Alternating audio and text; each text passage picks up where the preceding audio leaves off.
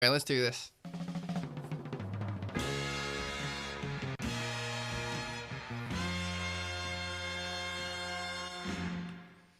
What is happening, guys? Welcome to the Monday After stream. I'm FPL Dave, and this was a fucking mental week. It was a mental week. I actually had my first proper good green arrow, and it definitely wasn't to do with anything that I did, and it was more just the fact that Spurs got their ass kicked, Wolves completely shut down Man City, and well, no one has Man United defenders anymore, but it was a crazy week. So we've got lots of things to talk about. Let's have a look to see what is happening this week. First of all, we'll go through my team and we'll go through what I've been doing. Actually, I've got a little thing here. Bam! There we go. Professional. So we're gonna do a post-game week analysis. I'm gonna have a look to see what I'm doing, what went down, what were the positives, negatives, all that good stuff, and then fixture swings from game week 9. Fixture people. This is a fixture stream. So we're gonna be jumping in to see who exactly we should be bringing in based on the good fixture runs, and there's a few that I've mentioned on the screen just now, and then we've got some assets that are they worth keeping? So they're Pookies, the Cantwells, the Sons, the Sterlings, the Salahs, etc., etc., and anyone else you guys can think of. Yeah, Green Arrow hype. Green Arrow hype. It's been a long time coming. We finally got there. I finally feel justified of calling this the Monday After stream. It only takes one good game week to get my blood pumping. Hope everyone did amazing. I seen that it was across the board a really shit game week overall, which is really the best time to shine, and also, funnily enough, the best time to do poorly. You don't want to do really badly when everyone's doing amazing, but at the same time, it is nice to hit like a good score. 50 plus this week would be fantastic. So how did everyone do? Fuck yeah, Sterling out. Oblivious, that's funny. Jim. I'm having some time away from Pookie for the next 3 game weeks. Coming from a Norwich fan too, that's interesting. I like that. I've just realised that I've not moved my washing, and I'm not even gonna do it. I'm just gonna leave it there. We don't need to look at my awesome posters today. So this game week, like I said, was absolutely crazy. A lot of weird fixtures that you would expect to go the other way. We all seen what Wolves did. The Wolves were amazing defensively. They really put on a good display, and then bringing on Doherty, moving Traore up front, and making him look like a god, which he is not. He is not a god. He is a decent asset, though, and that's something we're going to be talking about. Wolves have such a good fixture swing coming up. But in terms of my actual team, I've kept 3 million in the bank, just because I didn't know which premium asset I wanted. I went with Son because he had really good fixtures for the next 3, and I was like, I'm gonna keep some money behind. And those that are following probably have already heard this, but my initial idea was to bring Sterling in and go Aguero, De Bruyne, and Sterling, and just let that rip. But really, this week has kind of made me pause a little bit to see exactly what I should be doing. Why should I bring Sterling in? He's playing so poorly, and I keep hammering on at this point. And I keep thinking about it over and over again. And I actually went back to watch the game, and Sterling was just dreadful. He was dreadful in the first half of the very first game, and then he scored like 3 goals, and everyone's who didn't watch it or didn't watch it very closely or only watched the second half, blah blah blah, like, oh, hat-trick first game, bring him in, and is he essential, etc., etc. And yeah, we know he can explode, but he's been playing so poorly the last couple of games. I don't like it at all. So I decided to kind of touch on that a little bit in my team, and let's actually have a look at it just now. Where are we? Bam. So I'm going to go into my transfer page, and as you can see there, Son out gives me, let's look at this page. Son out gives me 12.6 million to spend, which is a lot. That is a lot. Now, not necessarily like so much, but enough that I can bring in pretty much anyone I want for at least that one place. Although it would be nice to have a little bit of money saved away for a rainy day, if you know what I mean. Oblivious, I think City were poor because they conceded yellows for 5 of their players, and the panic of losing more players was there. Yeah, I mean, it was a poor game week for a lot of players. Jimmy says, "Here comes the mana." Yeah, I mean, you're absolutely right. It's hard to resist. It's hard to resist the best player in Liverpool at the moment. With City, when I was watching it back, because I watched the Chelsea game, when I was watching it back, it was like they had so many players that were kind of out of position, and then on the flip side of that, like they have so many players that are injured that just do really well for them. Like obviously Kevin De Bruyne, we don't even have to talk about him. He's just so amazing. But also like Walker was playing shit, and then it turns out he had an illness. Zinchenko had to be brought in, who doesn't really have a lot of attacking bones in his body, which meant Cancelo kind of moved over there, but he's unknown just now. So that's 3 there. Fernandinho at the back is no Laporte, right? So it means that when Wolves were attacking, it was a genuine threat. It wasn't like they know what they're doing, they can keep them out. Defensively, they looked a bit fluttered, and then like as you said, that kind of left them with 5 yellow cards, and you can't really do anything. You can't put pressure on. You can't do your usual pressing tactics when loads of players are one bad tackle away from an absolute hacking. So yeah, in my opinion, it was an off day for Kevin De Bruyne is coming back. RIP to everyone who brought Mahrez in for him, because that is just the the most upsetting transfer. I mean, I thought Son was bad, but now looking at it, like I think Mahrez would have been even worse, right? Daft says, should we do the transfers now or after the international break?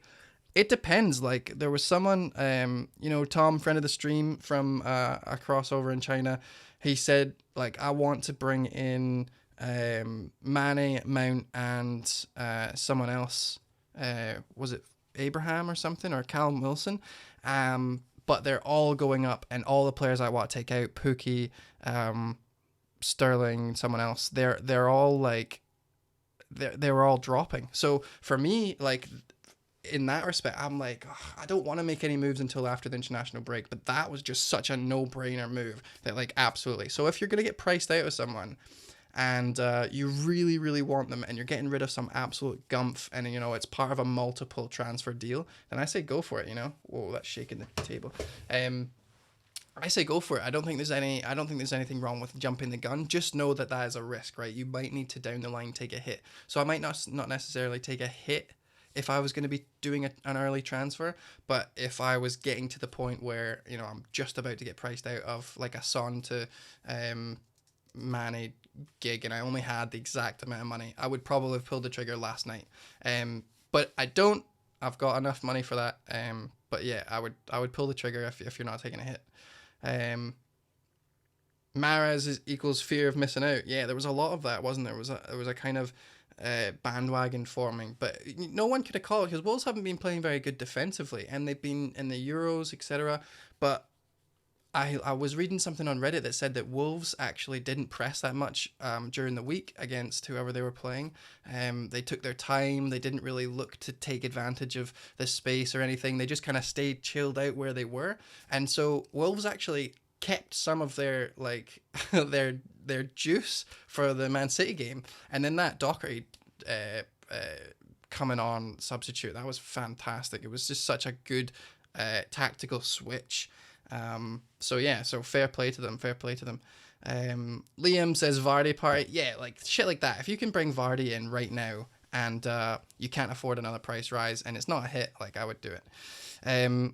So yeah, for me, just really quickly going into my plans, I think I will bring Mane in because of just how poorly Son's been playing. I don't really want him anymore. Him and the whole team is just an absolute stay away right now. Like, you can't go as a top 6 side and get beat 3-0 from Brighton and then keep them in your team, I mean, the Wolves, we could definitely say was an upset, but fucking 7-2, you expect to come back with something, and they absolutely didn't. Mane's fixtures, although look bad on paper, like, we know that, again, Tottenham just lost 3-0, Manchester United just lost to Newcastle, who have the absolute worst XG in the league right now. Newcastle, 4.95. And they're not even underperforming or overperforming, right? They've scored 5 goals, they're expected to score 5 goals. So how can you justify that to your fans? Solskjaer is in trouble. I don't really know what he's going to do. But yeah, so Manchester United next, which I think is going to be, a massacre. Then Tottenham, which is it's going to be, they might actually show up for that. I'm not 100% sure, but that's still not a difficult game. Aston Villa is going to be a good game. And then Man City's unfortunate. By that time, 3 game weeks in, who knows what's going to happen. But then after that, look at Mane's, Crystal Palace, Brighton, Everton, Bournemouth, Watford, West Ham, Leicester, all great games. So I would definitely try and target those if you can. So for me, bringing Mane in actually gives me, nearly $1 million to play with, which is hard to resist. So that means I could do something like punt on Traore as my first on my bench instead of having this El Neni who doesn't really do much. Or it means I could go from Mount to Maddison, although I wouldn't do that and I wouldn't recommend it, but it's just something that, like, if Mount gets injured or whatever, I can afford that. Whereas if I move Mane to Sterling or Salah, I've got almost exact money, right? Which I never like not having anything in the bank. Because it's so restrictive. Daft says -4 hit to bring in Vardy, Mane, and Johnny Evans. I don't like Johnny Evans, actually. I think Soy has a bit more oomph in him. He's got a bit more threat. He was looking good. Evans was the reason why they conceded, by the way, if you remember, if you watched the game. Evans didn't have that great of a time against Liverpool. And actually, I was looking at the stats as one is wont to do when they stream fantasy football. But Mane had an XG of 3.6, and Leicester had and Liverpool as a whole had an XG of 3.75. So if you think about that, right, that means that not only was Mane the most attacking of the whole team, but Leicester only conceding 2 goals instead of nearly 4. So Leicester's defense, it just shows you how good they were playing, but it also shows how unlucky Liverpool were. Liverpool should have scored more. Salah had a decent, maybe not for attacking, but he definitely had those assists, those chances Mane missed. There was also a Firmino assist that nearly came off. Alexander-Arnold had that lovely chip to the back post, and Milner skied it. Was it Milner that skied it? I think it was. So all these things, like, Leicester were kind of lucky to not concede, but at the same time, a lot of shots blocked, a lot of shots, shut down before they even happened. It was an interesting one, definitely. One for the stats. I think it's super interesting when you see a team defend so well, watching, and then look at the stats and realize that they actually should have conceded more. So I think that's credit to Leicester. So in that respect, yeah, Soyuncu, or however you say his name, and that's pretty much it, unless you want to spend a lot of money on Pereira, who is now joint top with Alexander-Arnold and has a much better fixtures than Alexander-Arnold, as you can see here, right? He's top, and he's got, look at that. So Burnley don't really attack that much. Southampton are very underperforming right now. They just don't have that clinical finish. Crystal Palace are really good at home for defending, but not that great at attacking. Arsenal is going to be their only difficult game in the next 10 games. So yeah, it's definitely a fixture swing for them, and I wouldn't even hate doubling up on their assets. Pereira is very attacking as well. All right, so moving on from my team, because it's pretty much nothing. I'm not going to be taking any hits or anything, and I'm really only eyeing up premium players to change into. So unless Mane goes down for his international team, it's probably most likely going to be him. I really want a taste of that Liverpool attack, because they just looked the stats for Mane's incredible, and every single thing he was doing was great. Daffs just did this. You just did them. I, is this move good? I think it's pretty good. Okay, no worries. And goes and does them live on the stream. Wow. Thanks very much, buddy. Nothing like the old. You didn't even tell me who you were taking out. I just really liked them. Who was it? Dean and Sterling and Pookie. For Mane and Vardy, I think that's worth it. Actually, you know what? I like that move. Dean, yeah, no, there's just something going on. You don't need to spend 6 million quid for a defender who isn't defending that well and they can't attack to save their life, right? -4 hit is obviously the issue. You might need to take another hit if someone gets injured, so that's the risk that you're going into when you do transfers for the international break. All right. Next, let's move into the fixture swing from game week 9. So from game week 9 onwards, there's some pretty big swings in the fixtures. We just kind of alluded to one there, Leicester. Now, although Vardy didn't have many chances against a decent Liverpool side, they did keep pressing and they did look, like I said, very amazing defensively. Liverpool punished their mistakes, which is like as a champion team would. They should have conceded a lot more, but last-ditch efforts on and off-target shots. But Maddison was the one that stood out, and he managed to get his goal after Perez came in and changed the game, really made it a lot more attacking. It was really threatening. I was really impressed by Perez, actually. Maybe not as an asset yet, because one good game does not an FPL asset make. But he's showing a bit of form, at least certainly from the last 2 games. Maybe he's been pretty good. So let's have a look at our awesome fixture tracker. Our favorite fixture tracker. Let's go into stats mode. How many points do you have? This week I got 42. Sorry for not saying that. 42 points this week. So I got a rise of like 400k, something like that, 300, 400k. Overall, I have not many. 398. So I'm a lot lower. I think I'm like 100 points lower than first place, which is not a lot. One captaincy haul. And I actually, now that we're looking at it, right? So if you look back on my stuff, 45, you thought it was terrible. Nah. Average points, go with that. So if you're over the average by enough, it's a good game week. I actually haven't hit a captaincy pick since game week 1, I don't think. So there's Salah got something, and then Salah didn't. That's a blank for my captain. Next one, who did I captain? Sterling. He got a bit, but Salah did so much better game week 3. Then Sterling got nothing. Then Sterling got nothing again, and then Sterling got absolutely nothing. It moved to Salah, who I think got an assist maybe, but I missed that De Bruyne haul, and then last week captained Abraham, didn't work out. And then this week, Captain Aguero didn't work out. So, yeah, I'm behind in quite a lot of captaincy points. I would say that was my main issue, and I need to really start nailing those. So yeah, captaincy poll would be quite good, but we'll do that next week. So let me read the chat a second. I'm on 430. Yeah, that's decent. Can't pick the captain, save your life, Jimmy. I know it's getting ridiculous. I started following a lot of new Twitter handles just to see if I could gather enough evidence to really hit home with them.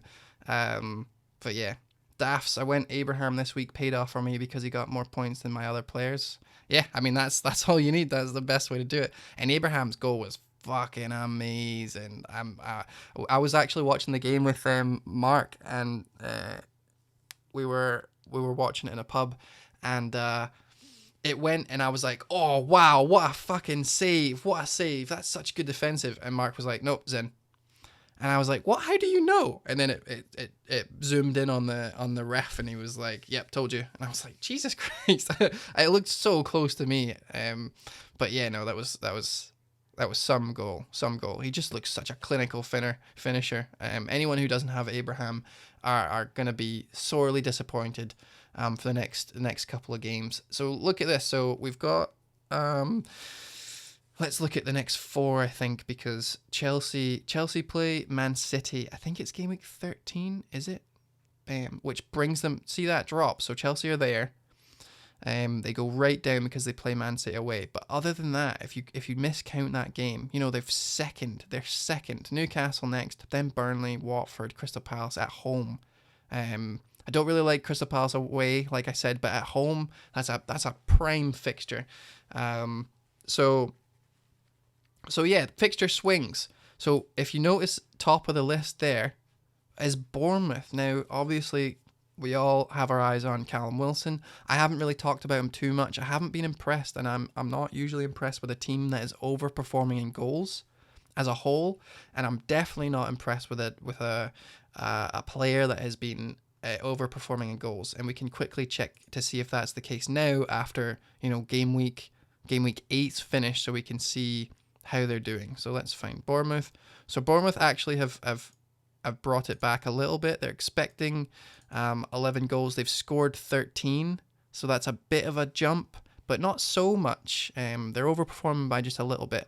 And then we can look at Callum Wilson, who is now, after the last game week, scored 5, expected just 4 and a bit. So he's actually playing well, considering. I think Chelsea will beat City away. Heard it here first. Oblivious Gaming. Can someone just snip that? We're going to have to get you to do something horrible if that doesn't go down, because that is a huge gamble on yourself, and you deserve to be punished for saying something like that if Chelsea are to actually do something.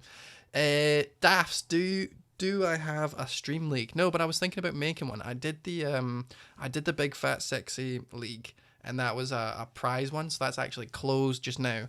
But I'll think about doing an actual league one, maybe even head to head, and have some chat. I was gonna do a Discord or something as well to get us all in it, but that's coming soon. Man. Maybe something to look at during the international break.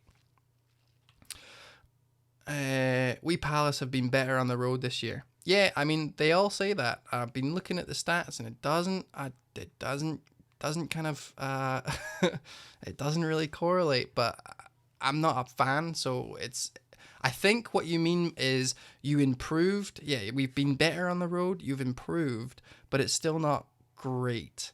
Zorba asks wildcard time. I mean, I wildcarded 2 weeks ago, but this is a prime time to wildcard if you're looking to jump on some good fixtures. So like I said, Bournemouth are now, after the last game week, their stats are kind of hitting their medium a little bit. So Bournemouth, you know, the problem with Bournemouth, and I'll say it again and again and again, and it's the same as Arsenal's. I only want one player, and it's a striker. So it's going to take up a striker position. I want Aubameyang, and that's it, because everyone else is subpar, too much money, not proven, not clinical, etc. And Callum Wilson, because he's playing the best in the team. He seems like the spear. He's like Vardy, but for Bournemouth. And I don't really want anyone else. King's playing too wide. They don't get much penalties anyway. I mean, Rico is a decent asset, but for an actual player on my starting 11 that'll play it game week after game week, and might even captain, you know, against Norwich next. Like, Callum Wilson's a great pick, but it's annoying. I feel kind of like personally attacked. Like, you have to get him or no one from this team, and that kind of puts me off a little bit. But Callum Wilson is so cheap based on like what he's doing. He's playing as well as Aubameyang, as well as Abraham, as well as Aguero. Maybe not as well as Aguero, but he's putting in that consistency that we all like to see during a campaign. So by all means, like, Callum Wilson, go for it. In the next 4 games, best fixtures. So Bournemouth playing Norwich, which we know is just leaky as fuck. So anyone who doesn't have Callum Wilson in their team next week will see a dip, I believe. Which is not, I mean, it's not the end of the world. I wouldn't jump on it. Watford away. We seen Watford this week. not really do anything yet again. But, you know, they didn't concede, I'm pretty sure, right? They didn't concede. Or am I talking absolute shit? Oh, no, they did. No, that was game week 1. Oh, my God. They didn't concede, I'm sure of it. Yeah, so they kind of kept a clean sheet at home, but they're still leaky as fuck defensively. Their XGA is 15. 15. That is third worst, and they're actually overperforming in how shit they are right now, but by only 4 goals. They've conceded 20 in the entire season. Now most of that was by one team, but it doesn't bode well for the defense overall. So yeah, whoops. In terms of attacking fixture, that's plump. That's great. Man United at home, again, they haven't been playing well, although they're being very unlucky, so I wouldn't say that's the best fixture. Man United have got a decent defence, and they're one of their best defenders right now. Wan-Bissaka is ill, so I would maybe expect them to at least give Bournemouth a hard time. And then Newcastle, I mean, they just beat Man United, but I don't think they're going to give anyone a hard time. I think that was a freak thing during a freak week. All right, next up, Chelsea. We all have Mount or we all have Abraham, but like Joe said on the Scoutcast, both of them is a sword. Both of them, like, you can't go wrong, and it proved again this week. Watching that game with both of them was just so, I was so happy. And I was sitting beside someone that only had Mount, and they were shitting themselves every time Abraham got the ball. He's just clinical. He's playing amazing. He's picked game week. He's definitely Lampard's first choice. And even though he played during the week, he still got that, 80 minutes or whatever. And now he's got an international break. He's going to be playing a little bit. I think England's last game is 4 days before Chelsea's next one. So, 1 day of rest, maybe light training. He's going to be back on the pitch for that Newcastle game. I guarantee it. So the fact that there's going to be such a consistency, Mount's playing every week. Chelsea, Lampard loves Abraham. Now Hudson-Odoi is now someone who has been playing so well, being picked over Pulisic, who they paid a lot of money for. I would say that Chelsea are primed to be grabbing some players in. So definitely jump on there. Claders, welcome back, buddy. Thanks for coming in the stream. Fantasy. I don't think I've ever seen you around here, buddy. Welcome to the Fat Sexy Club. Remember, if you're here for the first time, you can absolutely follow, and you'll hear a really cool, audio thing. And that's pretty much it, right? I'll just tweet when I'm there. But if you follow, then you're one step closer to being a big fat sexy manager, and we fucking love you if you would. So that'd be great. And I can actually bring some proper guests onto here and say, hey, look, we've got loads of people that will watch you. Come on. And just on that note, actually, I had really, really, really really good feedback on the FPL and Chill. Mamma mia! Welcome to the big fat fucking sexy club, Alex. Thank you so much, buddy. See, I told you weren't going to be disappointed with that follow button. Yeah, I had really good feedback from FPL and Chill. It was a little bit different. We didn't really talk too much about FPL until towards the end, and by that time I was fucked. So any advice I gave you, please disregard, because I was drinking so much. I was just excited. I was excited to have a good guest on. We had loads of viewers. I was just feeling it. I was feeling it. And yeah, I just went a bit overboard. I think I drank half a bottle of bourbon in 2 hours, which is... It's just not recommended, is it? That's not something your doctor daily allowance of alcohol, is it? If you haven't watched it, it's definitely on the old YouTube, so go see it. Oh, you think it was muted? Oh no, did it not play? Oh, I know what I did. Hold on, I know what I did. Right, go again. Someone fault. No, I'll play it. I muted it for is it gonna work? I want it to work so bad.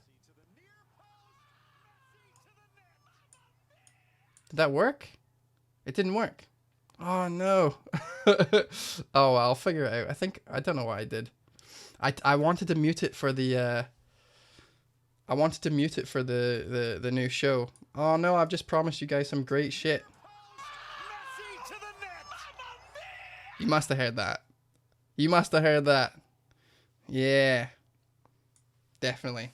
Well, anyway, so thank you very much for being here if you are new, and thank you so much for watching the FPL and Chill if you did manage to catch it, because I'm planning on bringing a lot of guests in, big people that I really want to know more about. I'm actually picking people who I don't really know a lot about and want to get to know them. So yeah, stay tuned for that shit. It's gonna be awesome. So let's move straight along. Get back to the FPL. Shut the fuck up, Dave. I hear you guys. I hear you guys.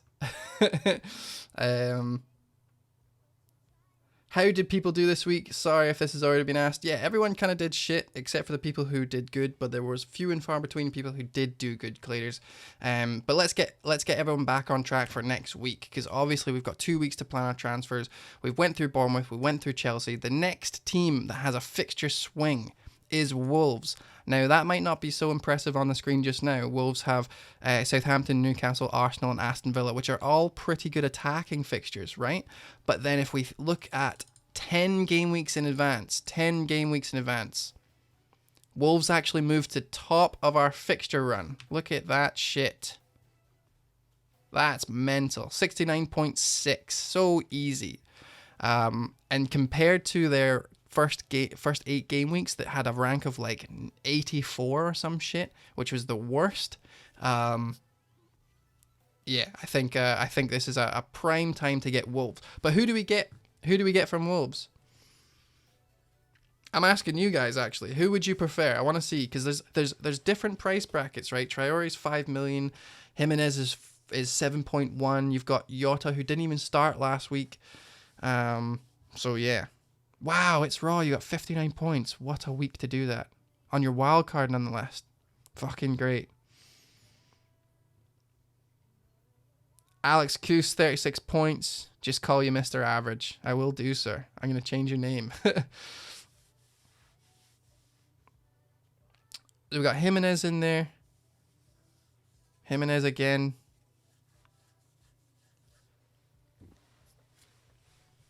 Yeah, a few people want to look at Jimenez, so we can absolutely do that. So right now, Wolves players are a bit like unknown, really, because we've totally been ignoring them, right? So we know Patricio is actually playing extremely well. He actually has close to the top points for all keepers, which is he is the top keeper actually in the league right now. Now that might have changed had Alisson been playing, had Laporte been playing, but you know, that is the name of the game, right? You know, you got to swing when you can. And Patricio has been playing really, really well. So if you're looking to get a keeper in, for the next 10 game weeks, he has the easiest run. Holy Bowley says Peastwood. Welcome back, Peastwood. It's Paul, right? Paul, is it? I didn't watch the game, lol. Matinho, maybe? Matinho, Jesus Christ. So yeah, so Patricio for keeper definitely is now a viable shout. Now obviously, Wolves after one game, it's not like we should go mental. So I wouldn't start, you know, raking in players, right? We still have some time to assess them. You know, in the next 4 game weeks, if we bring that right down, you know, they're not the best fixtures. So you could totally be waiting until the Arsenal game to really see how they take this City game and add to their good form. But just to have a little peek at who is good, yes, Bolly is one to watch, right? He got full bonus points in game week 1. He got 2 bonus points even though he conceded against Burnley. He got 1 bonus point in both the last 2 matches, and if you watched him against City, he was Van Dijk. Every single header that came into the box, he was fucking knocking it out. And he also has, you know, that odd assist that he could potentially be getting. He's already got 1 in I think it was game week 4. So yeah, so I would say that he's one of the best solo defensive efforts that I've seen from a bottom team, and Wolves for a while, not a bottom team, but like, you know, a bottom 10 team, bottom half team. Our easy fixture is good for Wolves. Huddersfield, Stanners, welcome back, buddy. Yeah, so that's the thing, right? Do they work better on when teams are attacking into them? So we'll have to see, and that's what I'm talking about when you give them a couple of games to see how they do against Southampton, to see how they do against Newcastle, and if they do well against those guys, playing to their strengths against Arsenal, and they've done well against the next two teams. But taking a punt on the cheaper players, Bolly's not that expensive. 5 million's not a lot for a decent defender with decent stats and a decent fixture run. Playing them as your last defender. Doherty's too much money. I think I would probably avoid him because for that money you could get Pereira, who is playing out his mind. So yeah, it's Bolly or potentially even Bennett, who was one of the players that everyone had in their team last year. He's now a bit too expensive. 1.1 million more, and you got Bolly. It's just unfortunate that Sace got injured because he would be a cheaper way into the defense. Moving on to midfield, Traore, obviously the man of the hour. Look at that big fucking beautiful chin on him. He scored 2 goals, but remember he was playing defensively for the first half of the game. So Wolves actually brought Doherty on. I think he came on. Let me just double check. I think he came on around the 50th minute. I didn't actually watch the game. Oh no, it wasn't. It wasn't even the 50th minute. Played the 22, so around the 70th minute mark. So he came on. That meant Traore moved up to where Catrone was playing, or Catrone, or however you pronounce his name, Catrone. So Catrone came off. Then Traore moved into that position and completely took the space that Man City were leaving and just decimated them, right? And you all seen the goals. There wasn't anything special about him. He's just fast as fuck. He's just so fast, and he's able to just get into that space. And Jimenez, and if you remember from last year, Jimenez was just getting those assists all the time. 5.5 million attacker. You sit him in your team, and it was more assists than goals for a long time. I mean, and he was also kind of banging them in every now and again as well. So it was a perfect asset. And then we watched last game week against City, and there he is again with 2 assists. So I think Jimenez is a decent asset, but he is a lot more expensive now. And if Traore can take that momentum and keep going, now let's look at, just for people who haven't been paying attention to Wolves, and I'm very guilty of this. I was like, I'm not going to be looking at them until game week 8 was over, because there's no point, because they have such shit fixtures. So if we look at Wolves, particularly Traore's minutes, rested against Leicester, wasn't started against Leicester, played a half for against Man United, then came on as a sub. So the first 3 game weeks, not great. But we have to remember that there was also, Europe games, so there was bound to be some rotation. And then his time came against Everton, which was a really close game, but he didn't do much. And then he was subbed off against Chelsea, which was a bit of a disaster game for Wolves. They were playing okay, but Chelsea just fucking 5 goals against them. Then against Crystal Palace away, which is a difficult game, he managed to get his assist. And then Watford at home, he played another almost full game. And then Man City, again, nearly a full game. So that's 3 full games on the trot for Traore. And after, Catrone didn't really do much. I mean, he's kept scuffing his chances, and he hasn't really been playing a lot of minutes anyway. So Traore might actually just take that place. He's scoring 2 goals against Man City. That must mean something, right? And he looked great. It wasn't just like, oh, I'm tapping these in. Like, defensively, he was playing really, really well. He was solid at the back. He was great moving forward. And then when he actually got his position beside Jimenez finally found someone who could put away his good passing, someone who could actually keep up with him. So I wouldn't be surprised if we've seen a lot more Traore minutes, and I wouldn't be surprised if he kept ticking. So if you wanted to do something like bring him in as your first sub, or maybe even play him over Cantwell, if you're sitting there playing Cantwell all the time, Norwich have definitely digressed in the last couple of game weeks. So I wouldn't be surprised to see him drop. And that is an easy swap over. The only thing is that Cantwell's proven to be playing, every single game, whereas Traore's still just a little bit unknown right now as to whether he keeps his place. So yeah, I'm thinking about this definitely. So I wouldn't be surprised if we see other people doing it as well. Adama Traore scored more goals in Wolves versus City than his previous 72 Premier League appearances combined. An absolute trap, says Alex. Potentially, or maybe he's just finally figured out how to shoot or cross. Who knows? If Traore is a mid, he's worth a punt. Otherwise, it's a no for me. He's definitely a mid, and only 5 million, and playing. Stanner says they have a habit of letting in a late goal last year. I was at a game. Otamendi looked so shaky in defence. You were at the game. He was looking shaky in defence, but he was getting forward quite a lot.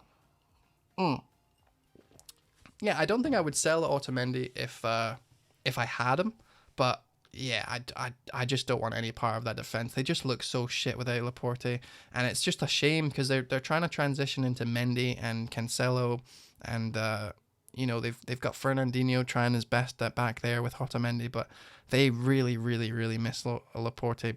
Losing 3 goals out to Norwich, 2 goals out to Wolves. This isn't just once in a season thing, right? They totally just shit the bed the last couple of game weeks, and it kind of sucks for owners, which is why you see a lot of players like Sterling and Aguero being dropped, and alternatives to their team like Mahrez becoming a bit more frequent in teams. So yeah, last team that I'm going to be looking at for the fixture swing was Arsenal, because although they've been kind of like okay in the last couple of games, only scoring 1 or 2 goals, it's really down to the fact that Arsenal have no player that's really stepping up and giving them that creativeness. If you guys watch the game, it was boring, and any Aubameyang owner would have just been sitting there like, fucking pass the ball to him, pass it, because he's gonna score. And he did have some chances, but Aubameyang really needs service to be able to do well. They are missing Lacazette something awful. He is a player that makes things happen, and he's going to be coming back. So that's one. Tierney, I know from personal experience watching him every week that he is a fucking amazing going forward and really good defensively. Whereas Kolasinac, although he has improved his game this season defensively, he is still just the worst crosser I've ever seen. He just doesn't know how to cross. It's almost like he's using his bad foot. It's so weird. And Aubameyang really needs that pinpoint, because he is going to be in the same place. He's going to be running into the ball, and if you're not going to hit him, then he's not, no service, no goals. So yeah, I think Kolasinac is going to get dropped because Tierney just provides so much more creativity. And then last but not least, which is Bellerin. Bellerin played a couple of games, cup games or for the unders, and he looks phenomenal. I think he's got an attacking return in every game that he's played since his injury. Although that might not be for fantasy football, it just bodes well for Arsenal in general. And then Holding's back as well, which is great because it means that they've got someone who can kind of steady the ship at the back, so that Arsenal can go forward and play more forward and use those fullbacks to the best of their ability. Kolasinac really only works as a wing back, whereas Tierney has a lot of experience playing for the back under Brendan Rodgers, under a proven manager who can actually utilize that. So, and we're seeing that again with Pereira. So yeah, I think Tierney's gonna change the game, as well as Bellerin, and then Lacazette coming back. So in that respect, when those guys are coming back, I think Arsenal are going to be a bit more, you're going to see a bit more of them around. They're going to start doing well. They're not going to just score 1 goal every game like they have been and relying on Aubameyang. And like I said at the start of the stream, I'm very touchy about getting a player that's the only good player in the team. Now I know we looked at I think it was it the scout that did it, that we're talking about, like maybe it was who got the assist, which is those talisman players like Vardy, like Aubameyang, and yes, they're good assets, but I feel cornered, like if they don't do well or the team doesn't do well, I'm stuck with this player, and I don't really want to jump too high. Like Aubameyang costs a lot, and the striker position is one of the most coveted this year. There's only three. There's only three spaces. You got to pick just three players, and Aubameyang didn't do it for me on my wild card. But he's not a bad pick by any means, especially with those three players coming back: Lacazette, Bellerin, Tierney. It's gonna be awesome. It's gonna be great. It's Ross says Chambers looking really good too. He can play as a centre back too, so our defence is looking better. Yeah, I mean, David Luiz got man of the match. He scored the only goal, so that's probably a lot, but he didn't look leaky. He has leaks in him though. I mean, one game is not going to change my opinion. I would never bring him in a million years. But yeah, I think you're right. Chambers has been playing well. The only thing is that Chambers is going to lose his space to, they're not gonna leave Bellerin or Tierney out because Chambers is looking fine. I know he can play centre back, but David Luiz is a new player. As an asset, Chambers isn't a good one, but for the team being fit, great. Oblivious Gaming, thoughts on Saka for fodder? Yeah, no, there's Lacazette's going to take his place and he's going to go right back on the bench. I mean, I think what Emery's doing is just throwing the kitchen sink at that position, saying, right, who wants a shot? Like Martinelli came on, who did well during the cup. Baka played well the game week before, but he's still a young lad. Like Lacazette is just something else, and they're not going to bench Pepe, so it's going to be Aubameyang, Lacazette, and Pepe up front. And I don't think that Baka's going to be for 1 week. For this week, he was a decent punt, but yeah, if you're on wildcard and you have him in your team, I might start looking elsewhere. Has anyone got an update on the old injury? Let me go have a look to see. Where is he? Ruled out until October on the 13th of the 9th with a recurring ankle injury. So he should be back soon, right? Liam says, what do you think of these transfers, Dave? Auba, Mane, and Vardy in for Son, Firmino, and Aguero. I wouldn't take Firmino out, and I wouldn't take Aguero out. So you've got Son, and you want Mane. I'm doing Son to Mane probably, so I do like those. But yeah. All right, let's move on to that, actually. That's a good segue. Well done. Well done, Liam. A decent segue. Shite assets not worth keeping. What assets are shite and not worth keeping? I've seen a lot of Sterling outs. I've seen a lot of Son outs. I've seen a lot of even Aguero, like you said, Liam. He's under fire. Firmino is not someone who I would take out. He's just not a fire. Leicester are a hard team. They've been playing amazing defensively. Who else did he blank against? He blanked against Sheffield, who we all know is, because we all own Lundstrom, just how good their defense is. So I would say that definitely not someone to be messed with. So Firmino again didn't get much there, but neither did anyone. So yeah, I think Firmino's absolutely great. But let's talk about Man City a minute. I don't think you should be fucking with Sterling or Aguero if you've got them. Like, don't fuck with them, because you're gonna take them out and they're gonna do well. I was gonna bring in Sterling for that trifecta. I'm now against it because of the performance, because of his previous couple of performances. He's kind of digressing, and it's really because he needs to stay out wide.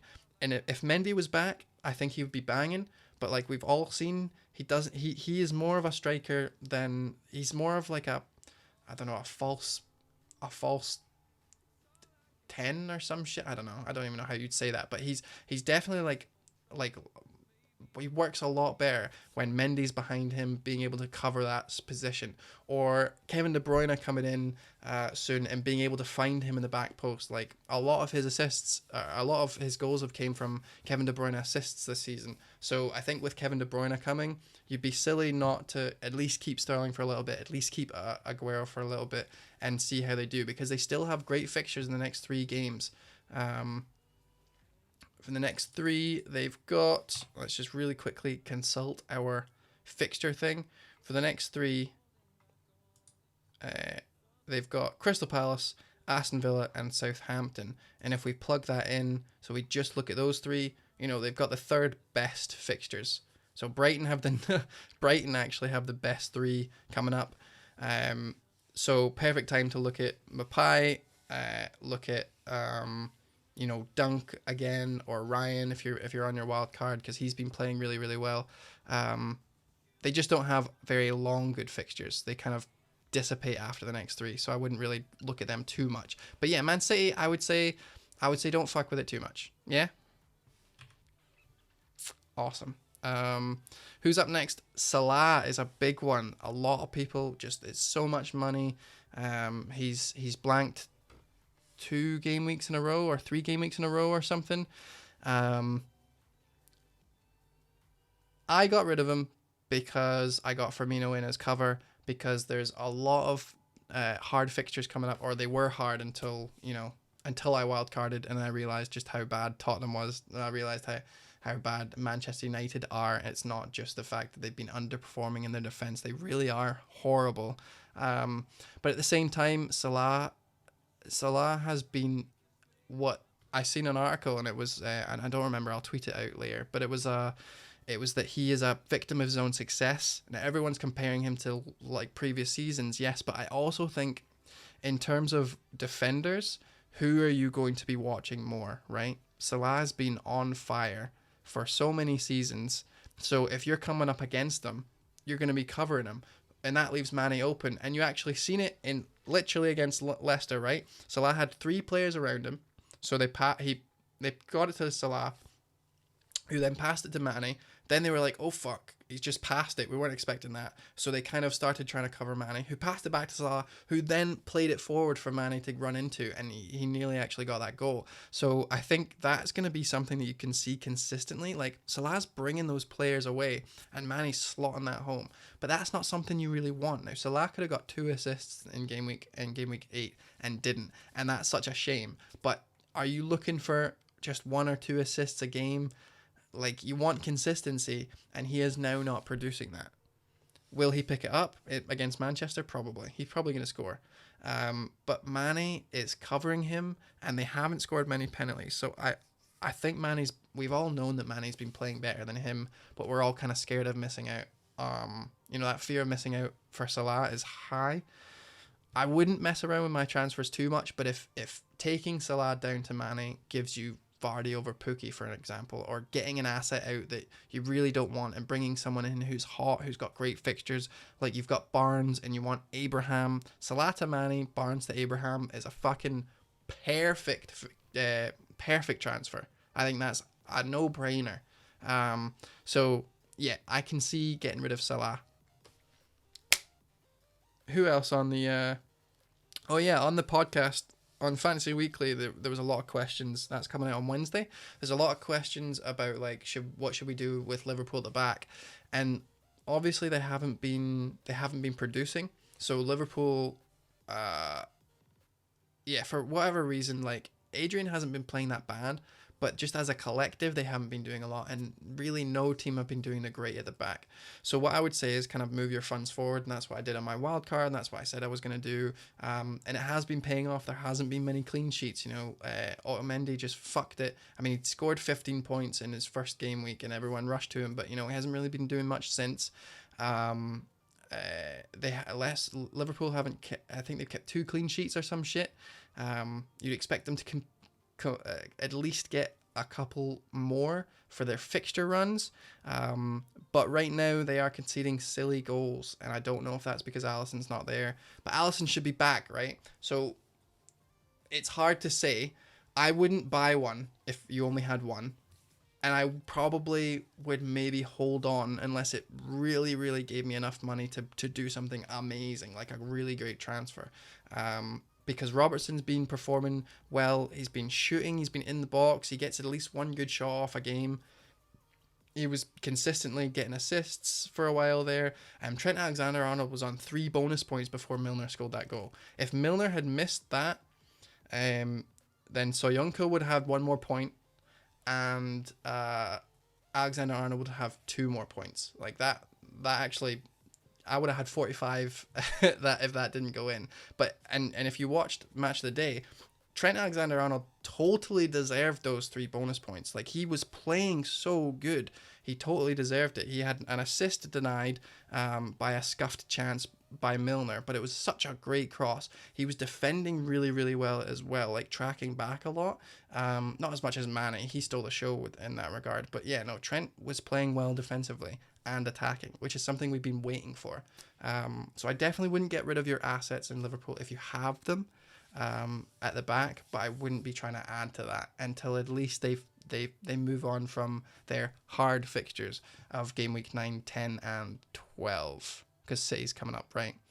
And that's a huge fixture for both of them, and they're going to be looking for goals because they both know that the defense is weak. So that's Liverpool and Man City. Tottenham, I just would get rid. So I'm getting rid of Son. I was going to give him 3 game weeks. Fuck that. They just look so they just look so terrible. So terrible. I have no idea how they've done that. How they've turned it around so badly. I guess, 3 years of not buying players has finally caught up on them. It's probably what am I trying to say? It's probably a lot of things at once. But yeah, Son just had 0 shots or some shit, or 1 chance. Kane didn't have any shots. They all looked tired. I think, what was it on Match of the Day? They said that Brighton ran 7k more than them. They just look shut out and just scared and tired, and they can't be arsed as a team. What do we think of Tottenham? Shit. Yeah. So I'm pretty sure that it's just a total get rid. Definitely. What do we think of shit? Tottenham. Nice one, Jay. That's actually funny. I've never heard that before. Great. Have I missed anyone that someone is thinking of getting rid of that I might not necessarily? So I've talked about all the big ones, right? Wan-Bissaka is another one that people been looking into get rid of because he's not been playing. I would say he's probably going to come back after the international break, and they've actually got decent fixtures and they've got decent stats at the back. So he's not really, he is a fire, right? But he's not such a fire that you have to worry about it. They play Liverpool next, so that's obviously bad news. But after that, if you look at their games after that, Man United are top game week 10 to game week 14. Bam. Game week 10 to game week 14, Man United are top. So he's not exactly a fire. Norwich can score goals, but they've been woeful. Bournemouth, they've been okay. Brighton haven't been that great attacking wise. Sheffield United, not that great attacking wise.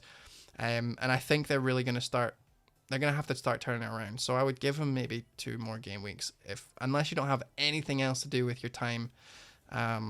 So yeah. Oh, good shout. Josh Online.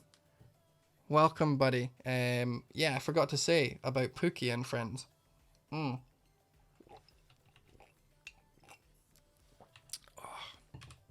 Pookie and friends. They are playing shit. Definitely playing shit. The stats are backing it up. Eye test is backing it up. They just have so many injuries. Now, I think they rallied against City because, everyone had written them off. It was the perfect comeback, perfect David and Goliath story. We've got so many injuries, but, that can't be kept consistent over the course of 4 or 5 game weeks. And yet another person went off injured against Aston Villa. Pookie looked poor at home for the first time. Cantwell had maybe the best game out of all of them. I don't necessarily think that you should get rid of them all. Cantwell's still a great first bencher and always will be. But Pookie is keeping one of those spots. Now, we like Abraham, Firmino, maybe. Aguero, maybe. Aubameyang, definitely. Who else have I missed? Callum Wilson. Jimenez, maybe. Yeah, there's at least 6 players that I would say are better than Pookie, and you can only have 3 striker positions. So I got rid of Pookie on my wildcard 2 game weeks ago. I'm very happy with that. I'm not going to go back. I got his value, and then he started dropping. Another defensive injury today. Genuinely fucking mental, says Jimmy. Yeah, I know. It's crazy. I don't know what the fuck's going on. Their staff just have it cut out. I don't really know what to do with if I was playing Football Manager, I would have quit, right? Or I would have at least brought the editor up and started changing some shit, because that's a gut buster, right? You're finally in the Premier League, and then everyone just shits the bed. Now, we knew that they weren't gonna do the best, but like the most conceded goals in 8 game weeks is hard to deal with.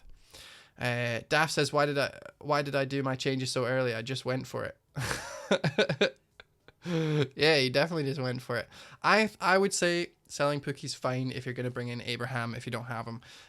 Or if you're going to bring a Aubameyang, you're going to upgrade or something. Like, I think it's a decent move. I would probably I'd probably get rid of Pookie. I already have, so how could I say not to? Josh Online says, I do too. Nothing worse than being priced out. 11 injuries, 8 of which are first team defensive players. That's crazy. That's nuts. All right, shall we move on to the rate my teams? I'm sure that there's a classic knee jerk. What have I missed? Peacewood, Maddison in? Yes. The answer is yes. Maddison looks fucking amazing. Now, I wouldn't bring him in for Mount, so if you've got Yarmolenko or something, you can get him in, or you're going to downgrade Son to him and move the money elsewhere, absolutely fine with that as well. Don't count Vardy out at all. I would prefer Vardy over Maddison as being their only striker. I'm going to be looking to maybe do some Firmino to Vardy shit if Firmino doesn't do good. I'm going to give him 3 or 4 game weeks. But yeah, Vardy is definitely harder than Maddison. But it's kind of the same as Chelsea assets, right? Abraham and Mount is a sword, but one by themselves is a shield. Maddison shield, Vardy shield together. It's a fucking sword, man. That's a sword. So, yeah. Vardy, Manny, and Soyu in Pookie Sterling and Dean out. Yeah, I think that's decent. All right. So thank you very much for everyone who sent their Rate My Teams in. We're going to start that right now. If you haven't sent yours in, I've got quite a lot to go through already. I'm going to do 5, the first 5 that came. Jimmy sent me a few as well. But if you want to get your team rated, just wait for my tweets. I usually tweet like when I finish work, so around about 6 o'clock. And just send me your team in, and I'll do it live on stream.